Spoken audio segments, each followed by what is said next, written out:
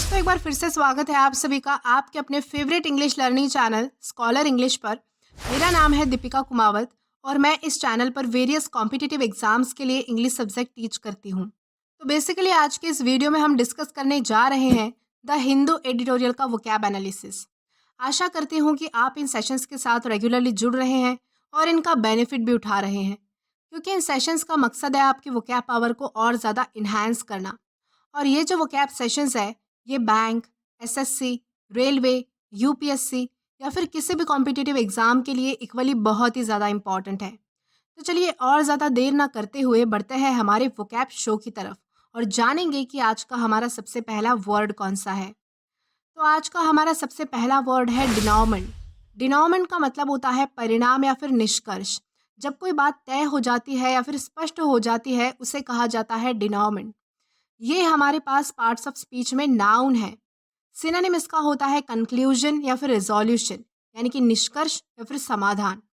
For example, the denouement of the murder mystery reveal the identity of the killer, यानी कि हत्या के रहस्य के अंत में हत्यारे की पहचान उजागर हो गई। इस कॉन्टेक्स्ट में हम जो है वो डिनोमिन इस वर्ड का अलग अलग सेंटेंसेस में यूज़ कर सकते हैं।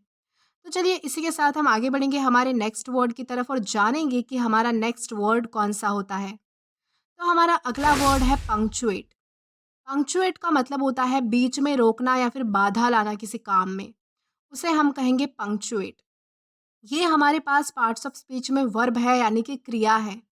सिनोनिम इसका होता है इंटरप्ट या फिर इंटरस्पर्स, यानी कि रुकावट लाना, बाधा लाना या फिर किसी चीज़ को बीच में ही रोक देना, उसे हम कहेंगे इंटरप्ट या फिर इंटरस्पर्स।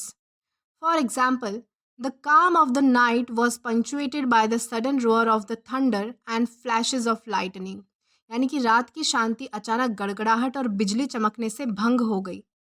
इस कॉन्टेक्स्ट में हम जो है वो पंक्चुएट इस वर्ड का अलग अलग सेंटेंसेस में यूज़ कर पाएंगे। तो चलिए इसी के साथ हम आगे बढ़ेंगे हमारे नेक्स्ट वर्ड की तरफ और जानेंगे कि हमारा अगला वर्ड कौन सा है। देन इसके बाद हमारा अगला वर्ड है टैंजिबल। टैंजिबल का मतलब होता है वास्तविक या फिर ठोस, और ये हमारे पास पार्ट्स ऑफ स्पीच में एग्जेक्टिव है, यानी कि विशेषण है। सिनोनिम इसका होता है रियल या फिर कॉन्क्रीट। कॉन्क्रीट का मतलब होता है ठोस। For example, the artist success was tangible, यानी कि जो कलाकार की सक्सेस थी, सफलता थी, वो विश्वसनीय थी, वास्तविक थी। इस कॉन्टेक्स्ट में हम जो है वो टैंजिबल इस वर्ड का अलग अलग सेंटेंसेस में यूज़ कर पाएंगे। देन इसी के साथ हम आगे चलते हैं हमारे नेक्स्ट वर्ड की तरफ और जानेंगे कि हमारा अगला वर्ड कौन सा है। तो हमारा अगला वर्ड है कंटिंजेंसीज। कंटिंजेंसीज का मतलब होता है अनियमितता, यानी कि भविष्य की कोई घटना या फिर परिस्थिति जो संभव है लेकिन निश्चितता के साथ बताई नहीं जा सकती, उसे हम कहेंगे कंटिंजेंसीज। ये हमारे पास पार्ट्स ऑफ स्पीच में नाउन है। सिनोनिम इसका होता है इमरजेंसीज या फिर अनसर्टेनिटीज, यानी कि आपात स्थिति या फिर अनिश्चितता। For example, the event organisers prepared contingencies for unexpected weather, यानी कि अचानक बदलने वाले मौसम के लिए इवेंट ऑर्गेनाइजर ने पहले ही तैयारी कर ली थी। इस कॉन्टेक्स्ट में हम जो है वो कंटिंजेंसीज इस वर्ड का अलग अलग सेंटेंसेस में यूज़ कर सकते हैं। देन इसी के साथ हम आगे चलेंगे हमारे नेक्स्ट वर्ड की तरफ और जानेंगे कि हमारा अगला वर्ड कौन सा है। देन इसके बाद हमारा अगला वर्ड है बाउंटीफुल। बाउंटीफुल का मतलब होता है अधिक, यानी कि भरपूर मात्रा में। कोई चीज़ जो है वो बहुत ज़्यादा अधिक मात्रा में होना, प्रचुर मात्रा में होना, उसे कहा जाता है बाउंटीफुल। और ये हमारे पास पार्ट्स ऑफ स्पीच में एग्जेक्टिव है, यानी कि विशेषण है। सिनोनिम इसका होता है जनरस या फिर प्लेंटीफुल, यानी कि भरपूर मात्रा में, अधिक मात्रा में, ज़्यादा मात्रा में। For example, the farmers harvest was bountiful this year, यानी कि इस साल किसान की फसल भरपूर थी। इस कॉन्टेक्स्ट में हम जो है वो बाउंटीफुल इस वर्ड का अलग अलग सेंटेंसेस में यूज़ कर सकते हैं। देन इसके बाद हमारा अगला वर्ड है बोनांजा। बोनांजा का मतलब होता है धन लाभ, यानी कि धन या दौलत में वृद्धि होना, बढ़ोतरी होना, उसे कहा जाता है बोनांजा। और ये हमारे पास पार्ट्स ऑफ स्पीच में नाउन है। सिनोनिम इसका होता है जैकपॉट या फिर बून। जैकपॉट का मतलब होता है धन लाभ होना और बून का मतलब होता है वरदान। For example, the sudden surge in online sales was a bonanza for the e commerce company, यानी कि ऑनलाइन बिक्री में अचानक वृद्धि ई कॉमर्स कंपनी के लिए वरदान थी। इस कॉन्टेक्स्ट में हम जो है वो बोनांजा इस वर्ड का अलग अलग सेंटेंसेस में यूज़ कर सकते हैं। देन इसी के साथ हम आगे चलेंगे हमारे नेक्स्ट वर्ड की तरफ और जानेंगे कि हमारा अगला वर्ड कौन सा है। तो इसके बाद हमारा अगला वर्ड है सैलुब्रियस।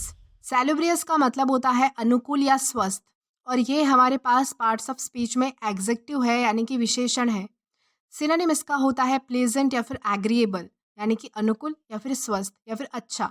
For example, the mountain air provided a salubrious environment, यानी कि पहाड़ी हवा ने एक स्वस्थप्रद वातावरण प्रदान किया। इस कॉन्टेक्स्ट में हम जो है वो सैलुब्रियस इस वर्ड का अलग अलग सेंटेंसेस में यूज़ कर सकते हैं। देन इसी के साथ हम आगे चलेंगे हमारे नेक्स्ट वर्ड की तरफ और जानेंगे कि हमारा अगला वर्ड कौन सा है। तो इसके बाद हमारा अगला वर्ड है अर्स्टवाइल। अर्स्टवाइल का मतलब होता है पूर्व या फिर पिछला, और ये हमारे पास पार्ट्स ऑफ स्पीच में एग्जेक्टिव है यानी कि विशेषण है। सिनोनिम इसका होता है फॉर्मर या फिर प्रीवियस, यानी कि पिछला। For example, he was the erstwhile president of the company, यानी कि वह कंपनी के पूर्व अध्यक्ष थे। इस कॉन्टेक्स्ट में हम जो है वो अर्स्टवाइल इस वर्ड का अलग अलग सेंटेंसेस में यूज़ कर पाएंगे। देन इसी के साथ हम आगे चलेंगे हमारे नेक्स्ट वर्ड की तरफ और जानेंगे कि हमारा नेक्स्ट वर्ड कौन सा है। तो इसके बाद हमारा अगला वर्ड है airing their grievances. Airing their grievances का मतलब होता है अपनी शिकायतें व्यक्त करना, और ये एक ईडियम है। सिनोनिम इसका होता है कंप्लेंट्स या फिर इश्यूज, यानी कि शिकायतें या फिर problems. For example, she is airing her grievances to the management, यानी कि वह अपनी शिकायतें मैनेजमेंट को बता रही थी। इस कॉन्टेक्स्ट में हम जो है वो एयरिंग देयर ग्रीवेंसेस इस इडियम का अलग अलग सेंटेंसेस में यूज़ कर पाएंगे। इसी के साथ हम आगे बढ़ेंगे आज के हमारे लास्ट वर्ड की तरफ और जानेंगे कि आज का हमारा लास्ट वर्ड कौन सा है। तो हमारा आखिरी वर्ड है डिवॉइड। डिवॉइड का मतलब होता है रहित, किसी चीज़ से रहित होना, और ये हमारे पास पार्ट्स ऑफ स्पीच में एग्जेक्टिव है यानी कि विशेषण है। सिनोनिम इसका होता है लैकिंग या फिर विदाउट, यानी कि किसी चीज़ के बिना। Okay, for example, the barren land was devoid of vegetation, यानी कि बंजर ज़मीन जो है वो वनस्पति से रहित थी। इस कॉन्टेक्स्ट में हम जो है वो डिवॉइड इस वर्ड का अलग अलग सेंटेंसेस में यूज़ कर पाएंगे। तो दोस्तों आज के लिए बस इतना ही। अगर आपको वीडियो पसंद आया हो तो do like this video, subscribe the channel and share as much as you can.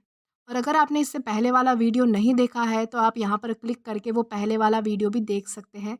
Till then keep learning. Thank you.